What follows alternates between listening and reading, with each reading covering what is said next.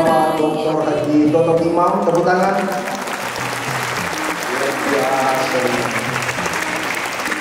Apalagi beliau hadir bersama dengan jajarannya Kodam 14 Hasanuddin. Saya selaku Panglima Kodam 14 Hasanuddin kepada jajaran Universitas Akademika Queen Alauddin mengaturkan selamat Dies Natalis ke-58.